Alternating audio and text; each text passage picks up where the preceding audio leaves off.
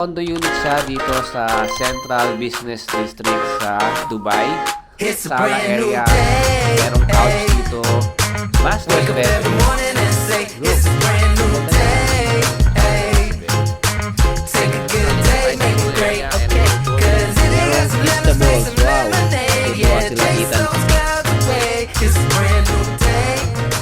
mixed kebab, hummus.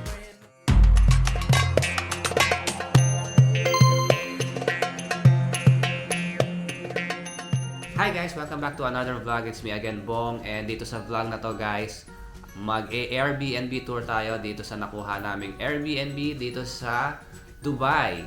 Ito yung tinutuluyan namin ngayon dito for 8 days. Kahapon kasi yung first day medyo napagod kami. So ngayon, rest day, walang activity na gagawin.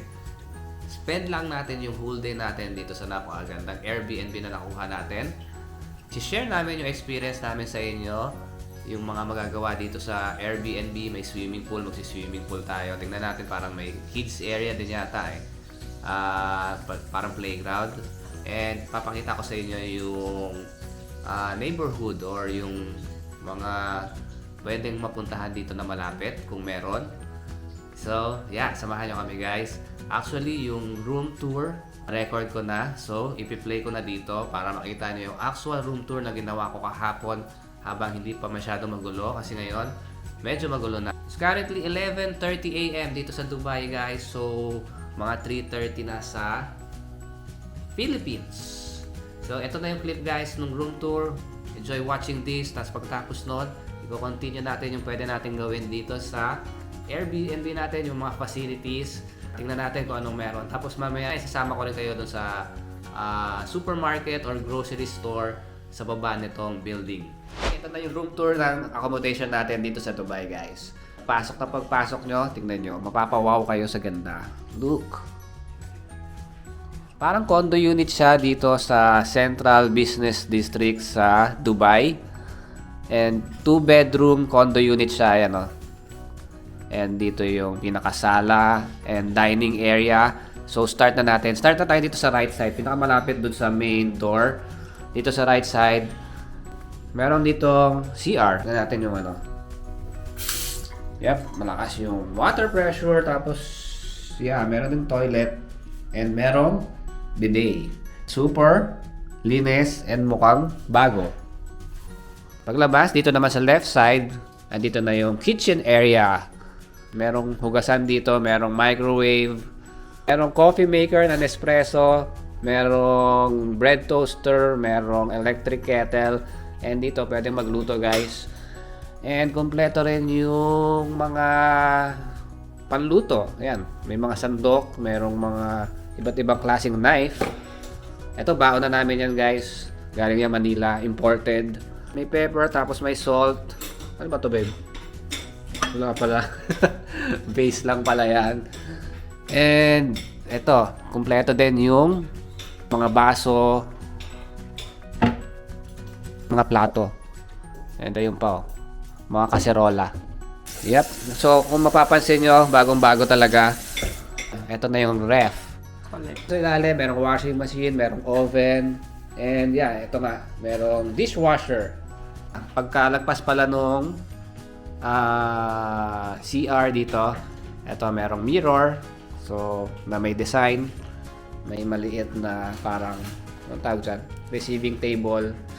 Nag-iimbento lang ako ng tawag, hindi ko alam kung anong tawag dyan. And dito, dining table na, ayan, kumain na kami. Actually, bumili kami kanina dun sa may airport ng one whole chicken.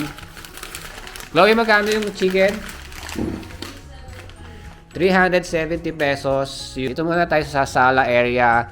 Merong couch dito. Merong 65 inches na TV. And yeah, smart TV siya. Ito yung room number 2. Mamaya na tayo sa master's bedroom. Ang kinulo na po ng anak ko. And look, mukhang bago. Ang ganda ng ilaw. And ang ganda ng design sa wall.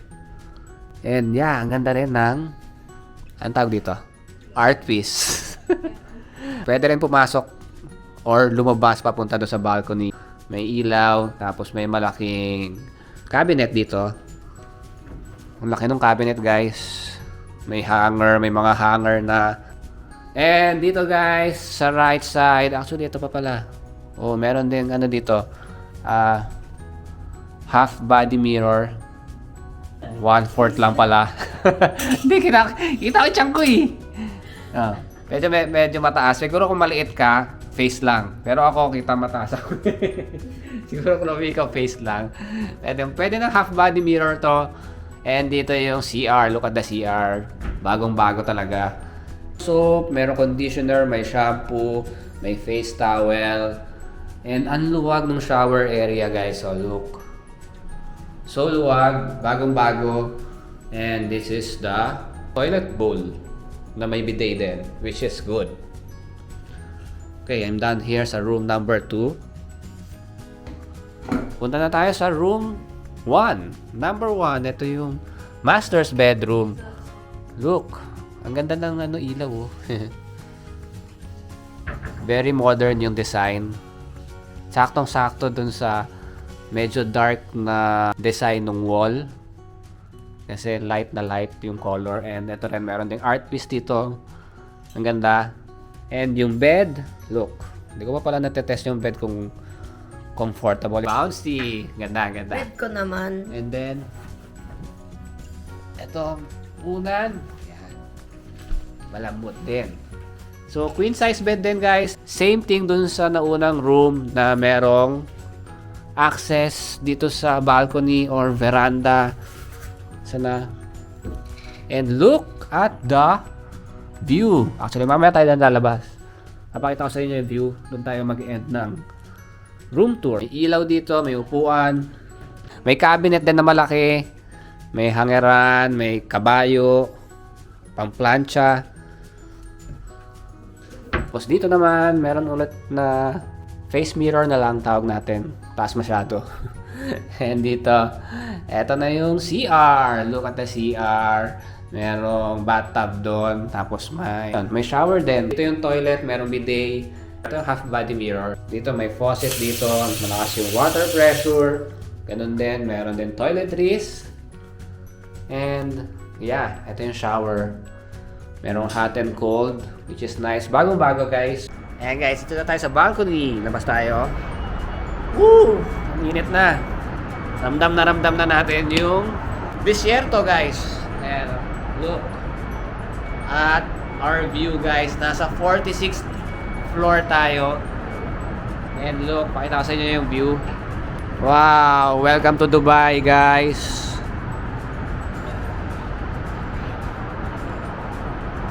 Ganda oh. Ganda, guys. So look at the road there. Nabook ko tong accommodation na to, guys, sa Airbnb.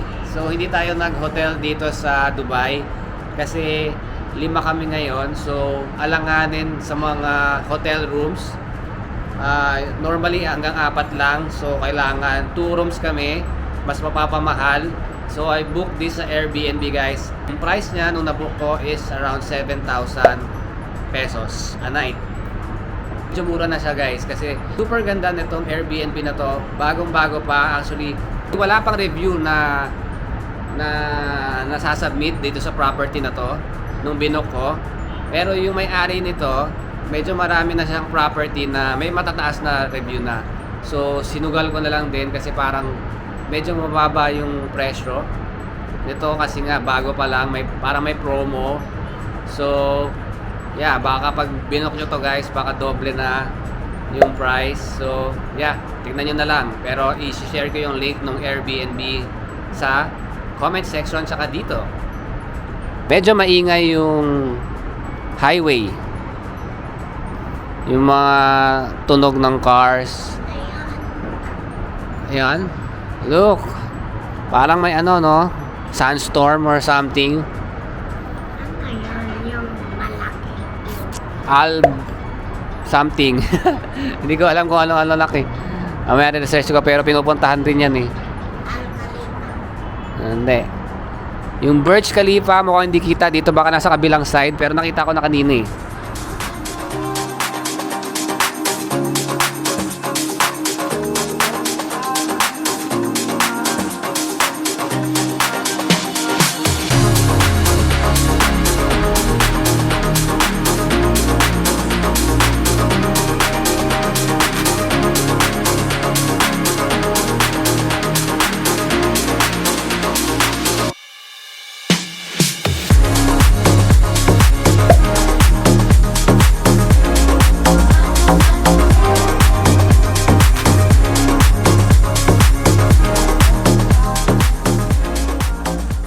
Look guys, ito yung advantage pagka Airbnb yung kinuha nyo and hindi hotel.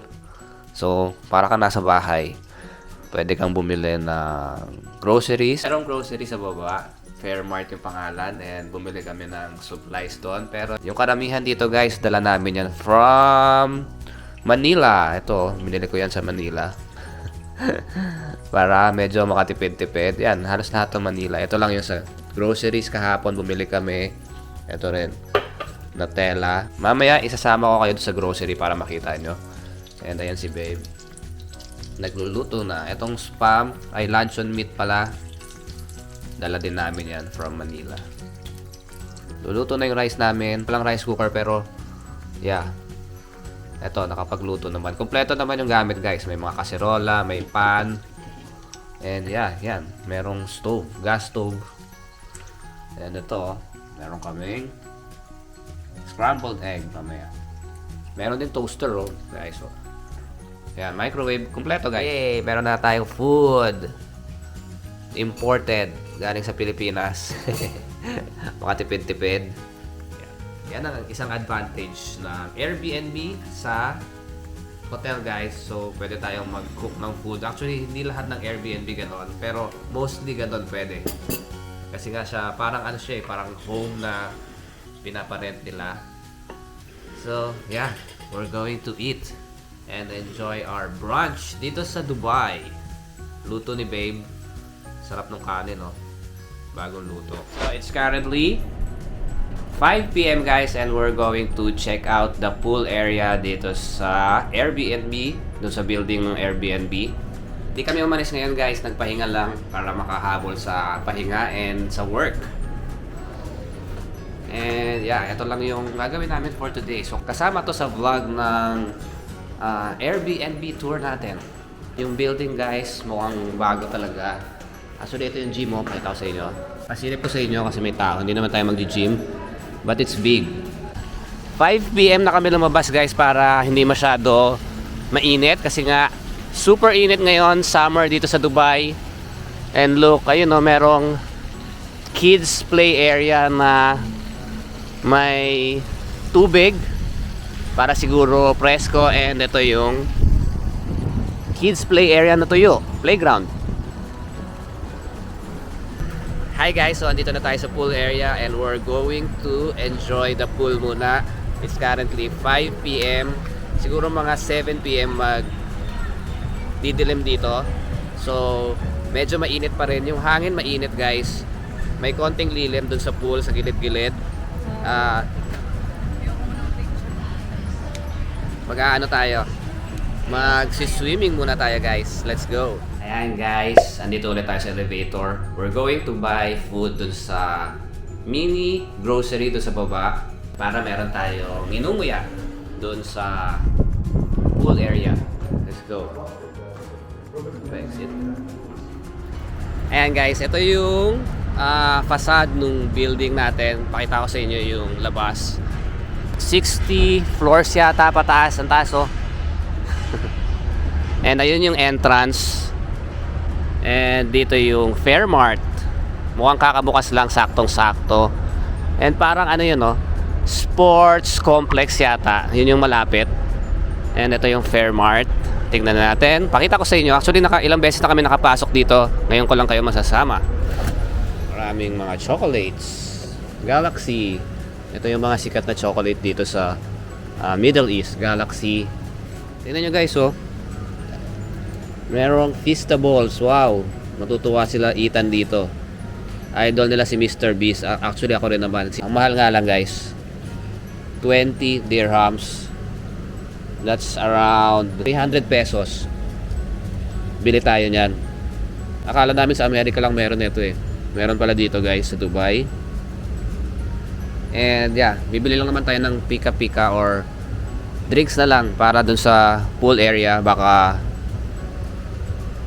magutom. Ito yung mga masasarap na chocolate dito guys. So, Galaxy Jewels, Pringles, 10 dirham. So mga 150. So ito yung mga tinda dito guys. May mga biscuits. Actually parang kompleto guys. Nakabili na ako ng battery dito. Naubusan ng battery yung keyboard ko. Meron pa kasi silang meat eh. Ayun, meat products nandun. Milk. Merong mga tinapay. Ito, mga bread. Meron ding mga prutas. Ayan, mga pangsahog. Meron din. Guys, ito yung pinamili namin. Gatorade. Ayan, malaki. 500 ml. Halos 500 ml. Juice. And Pringles. Saka tubig. Ang total niya is 35 dirhams. So, mga 500 pesos. Around 500 pesos. Eto na sila, baby boy. Hi, Clarice. Hi, It's. Where's ate? Ayun si Chloe. Doon pala. We're going to enjoy the pool na. See you later, guys.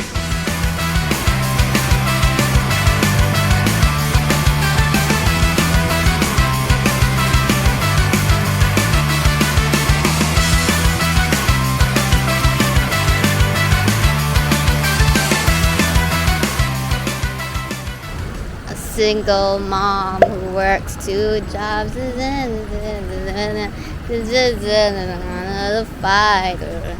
I'm a survivor. Okay guys, we're done swimming dito sa may accommodation natin, dito sa Airbnb. Naka almost 3 hours kami mag-swim. Magse 7 PM na. Dito sa Dubai guys, 7 PM ang sunset. Actually ito na, hindi pa nagsa-sunset eh. Pero look at the sun. So beautiful guys. Meron lang construction dito sa katabi. May nag-e-expand pa yata itong Icon City. Sa kanila rin yata yan. So medyo may harang tsaka may crane but still ganda.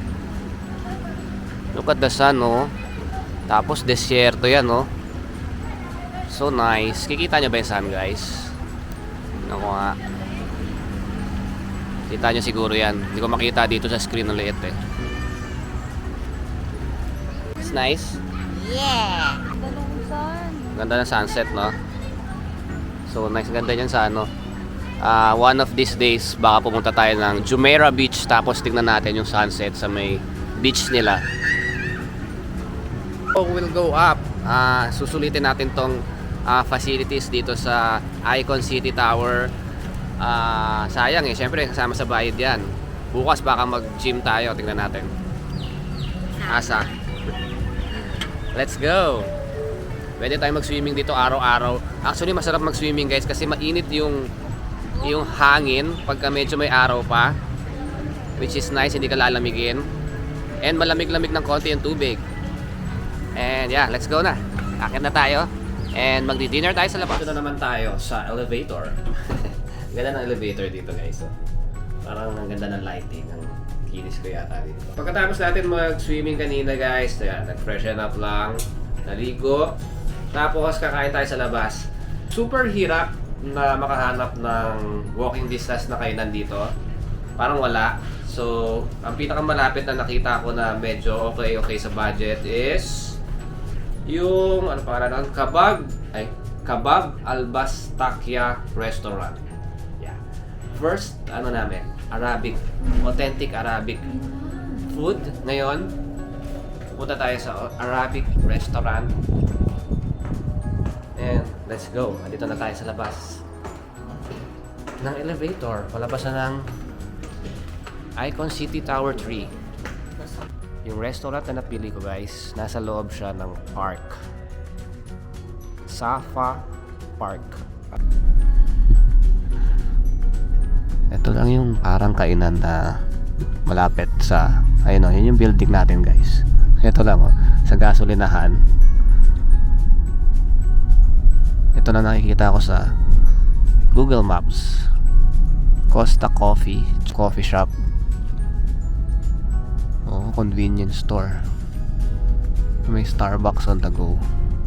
Ayan yung itsura ng neighborhood. Parang ang hirap maglakad-lakad kasi highway kaagad nakapalibot dun sa property. Paano ka tatawid dyan papunta sa kabilang side? So yeah, ayun yung downside nung Airbnb location na to.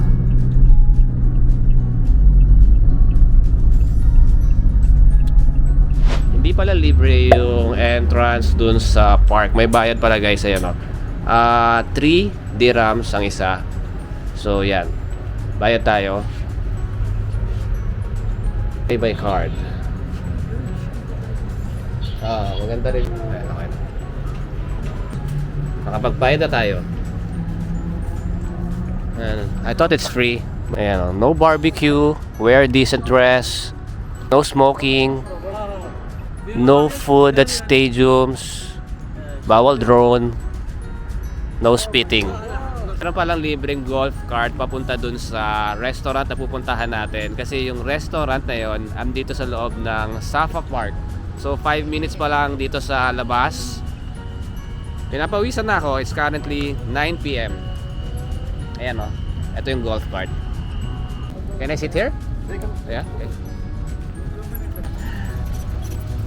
What's your name, my friend? صاحب شا أفغاني Sahib. صاحب شا Sahib Shah. Yeah, my name is Bong. إسباني Yeah. ما شاء الله فلبين ها؟ Yes, Filipino. فلبين براني Kasakay tayo ng golf cart. And look at that. Ayan, parang ano na to. Tour dun sa Safa Park. Ayan, maglalaro sila ng cricket. Chloe. I think it's cricket. May mga bat silang dala eh. Actually guys, medyo presko pag gumagalaw ha.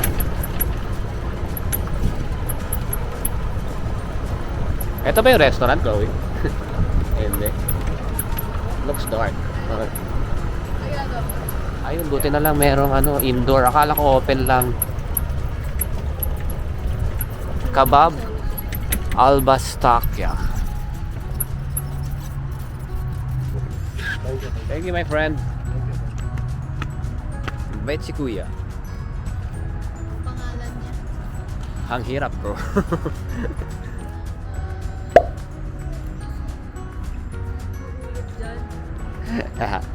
Ang kulit ng mga bata. Tinutulak si Chloe. Naglalaro sa mga playground. Ayan guys, andito na tayo sa loob ng restaurant. At the interior, ang ganda guys. Ang ganda ng vibe. Ito yung menu nila, mga kebab and tikka. Mga grilled. Actually, ang bango sa loob guys. Siguradong makakamoy ulam kami. Kebab Albastakya. Chicken yogurt tikka. So would you prefer to rice or Bread. yeah. Yes. And one family mix grill for two only. For two. No? And maybe 2 water. 2 Cold and normal. cold. That's it? Yeah. Explanation ni Kuya, itong restaurant na to is parang fusion ng Arabic and Iranian cuisine. Look at our food, guys. Look.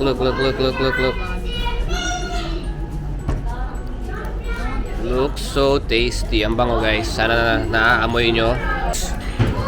Grilled or mixed kebab, hummus, may rice, saffron rice, may pita bread, may greens, french fries. Ito yung chicken tikka.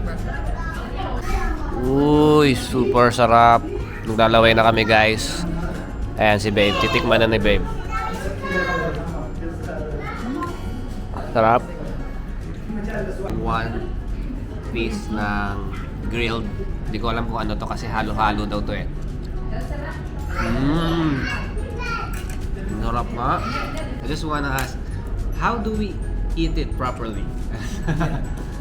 Do we put it or we use the bread to get... So we have two ways Okay. to eat it, okay? First one, you have to take with the bread. Take with the bread like this one?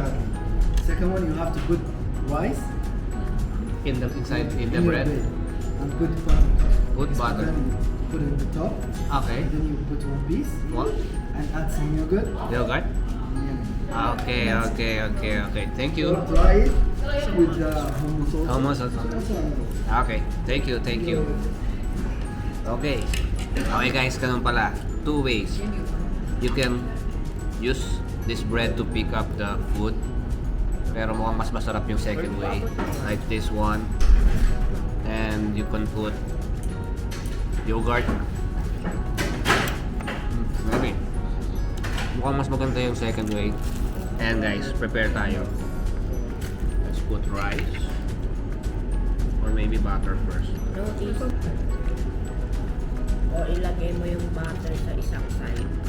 Okay, sir. Put half butter. One side. Rice with sack. Ano to, babe? Chicken. Okay, mukhang masarap itong nagawa ko ah. Ako nagturo. Okay. Put onion here. Yogurt. Maglagay pa rin ako.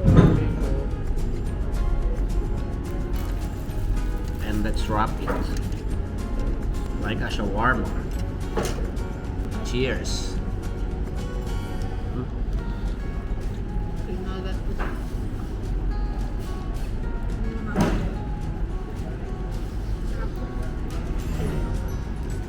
Sarap. Promise. Masarap talaga. So we're going to enjoy our food muna guys. Tignan nyo. Galing ko gumawa. Yummy.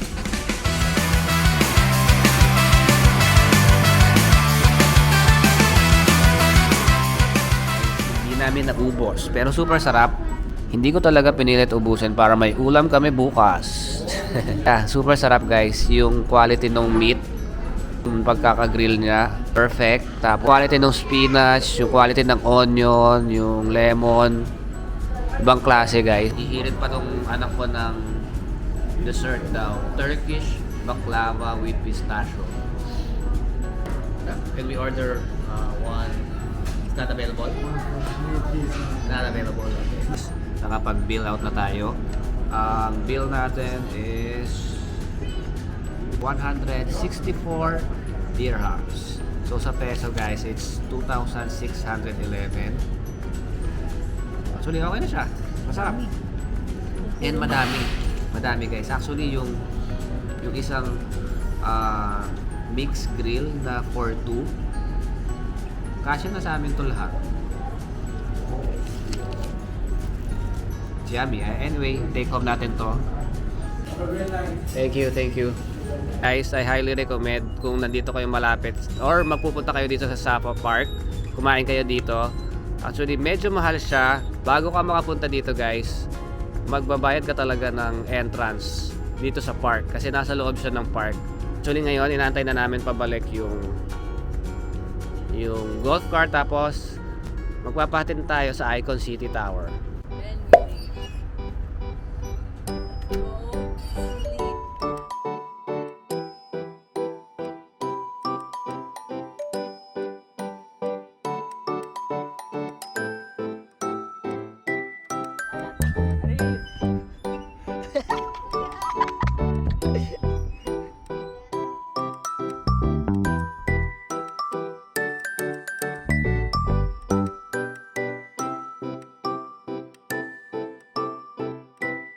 Kilometer away lang yung restaurant na kinainat natin. And yun yung restaurant na malapit dito sa neighborhood. And yeah, ito ang anak ko. Nakabili na ng Feastables dito sa Fairmart sa baba. And look, titikman na niya. Ano nakasulat? Devour. Devawal. Kala ko detour. Ayan, yung Feastables guys. Yan, sikat yan. Ito yung chocolate chocolate brand ni Mr. Beast.